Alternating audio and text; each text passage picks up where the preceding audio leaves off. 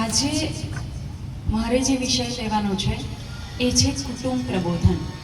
કોઈ કહેશે મને કુટુંબ પ્રબોધન એટલે શું? કુટુંબ એટલે શું અને પ્રબોધન એટલે શું? કુટુંબ પ્રબોધન બે શબ્દોનું બનેલું છે.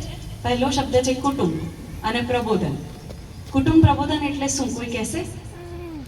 જેની અંદર બધા એક સાથે હળી મળીને સર્વ સંભાવ રાખીને એકબીજા સાથે પ્રેમથી રહેતા હોય એવા કુટુંબને પ્રબોધન કુટુંબ કહેવાય.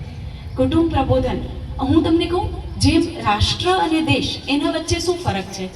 એક ભૂમિનો ટુકડો છે એ દેશ છે, પણ જ્યારે એમાં કોઈ સંસ્કૃતિ વિકાસ પામે છે, જ્યારે એની કોઈક સાંસ્કૃતિક રચના થાય છે, જ્યારે આપણા બધા જેવા લોકો મળે છે અને કંઈક તહેવારો ઉજવે છે, કોઈક સંસ્કૃતિ બનાવે છે, કોઈક નિયમો બનાવે છે, ત્યારે એ રાષ્ટ્ર બને છે. એ જ રીતે જ્યારે કોઈ બિલ્ડર આખી બિલ્ડિંગ બનાવે છે ત્યાં સુધી એ મકાન છે, પણ જ્યારે એ મકાનની અંદર બધા લોકો સાથે મળીને રહે છે, ઘરમાં એક ગૃહિણી છે અને ઘરની અંદર બધા હળી મળીને, દાદા દાદી છે, કાકા કાકી છે, બધા હળી મળીને એકબીજા સાથે રહે છે અને એક સરસ મજાનું સાંસ્કૃતિક વાતાવરણ તૈયાર કરે છે, ત્યારે એ ઘર બને છે. તો ત્યારે એક કુટુંબ બને છે. તો જે ફરક રાષ્ટ્ર અને દેશ વચ્ચે છે એ જ ફરક એક મકાન અને એક ઘર વચ્ચે છે. કુટુંબ પ્રબોધન એટલે ઘરની અંદર રહેલા સંસ્કાર, જેની અંદર સ્ત્રી એ સંસ્કૃતિની વાહક છે, જે પૂર્વજોની પરંપરાની વહન કરે છે. તમે જ વિચારો, જો ઘરમાં સ્ત્રી નહીં હોય તો એ ઘર કેવું લાગશે? એની અંદર કોઈ પણ તહેવાર ઉજવશો તો કેવા ઉજવાશે? જો ઘરમાં સ્ત્રી નહીં હોય તો દિવાળીનો તહેવાર હશે તો કેવી લાગશે ઘરમાં? એટલે સ્ત્રી છે એ સંસ્કૃતિની વાહક છે.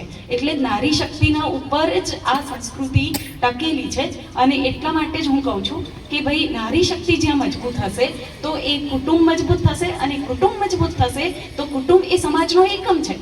બરાબર, આપણે કહીએ છીએ ને, cell is the basic unit of life. એ જ રીતે કુટુંબ is the basic unit of society. એટલે કુટુંબ છે એ સમાજનો એકમ છે, અને જો કુટુંબ સરસ હશે તો સમાજ સરસ બનશે, અને સમાજ સરસ બનશે તો દેશ એટલે કે રાષ્ટ્ર સરસ બનશે. એટલા માટે કુટુંબ પ્રબોધન જરૂરી છે. ઘર में ऐसे बैठे कि जैसे सब साथ में बैठे और धर्म ज्ञान की चर्चा हो. રોજ રાત્રે એકાદ કલાક કે અડધો કલાક આપણે બધા સાથે બેસીએ, ભોજન આપણે સાથે કરીએ, કુટુંબના બધા સભ્યો, તો દરેકને એકબીજા સાથે વાત કરશે. કંઈક ને કંઈક આજના દિવસમાં શું થયું એ એકબીજા સાથે શેર કરશે, એટલે એકબીજાને જણાવશે કે ભાઈ આજે મારે આવું થયું. અને તમે જુઓ સમાજમાં કેવા કેવા કિસ્સાઓ બનતા હોય છે. ઘણા બીજું નામ લઈને બીજા નામથી હોય છે, ને બીજું નામ લઈને છોકરીઓને પકડતા હોય છે અને ફસાવતા હોય છે. તો જો ઘરમાં આવું વાતાવરણ હશે તો ઘરમાં બધા એકબીજા સાથે વાત કરશે અને આવા બનાવો બનશે નહીં. આપણે એક એક વ્યક્તિ આવી બધી વસ્તુઓથી બચીને રહી શકશે. ઘરમાં જો બધું જ કહેવાનું હશે, તમે જ વિચારો, બાળકને આપણે એવું કહીએ કે તારે બધું મમ્મીને કહી દેવાનું, બધું પપ્પાને કહી દેવાનું, તો એ ક્યારેય ખોટા રસ્તે જશે? તમે જ વિચારો, જો બાળક બધું જ મમ્મીને પપ્પાને કહી દેતું હોય તો એ ખોટા રસ્તે જશે જ નહીં. તો એના માટેનું વાતાવરણ કોણ બનાવી શકે?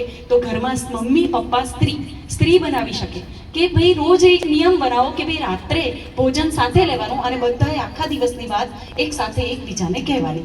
તો આવી જો વાત હોય અને જો એમાં કંઈક બાળકે કે ભૂલ કરી હશે, પત્નીએ ભૂલ કરી હોય કે પતિએ ભૂલ કરી હશે, તો ઘરમાં વડીલો હશે તો એને તરત જ કહેશે કે ભાઈ આવું તો ના કરાય, આ ભલે તારાથી આજે થયું પણ હવે બીજી વાર તું આવું કરતી નહીં, કે તું હવે બીજી વાર આવું કરતો નહીં. એટલે નાના નાના સંસ્કારો જો માતા પિતા, ભલે આપણને લાગે જેમ જેમ ઉંમર થાય એમ કાર્યક્ષમતા ઘટતી જાય, પણ અનુભવ તો વધી જ રહ્યો છે ને.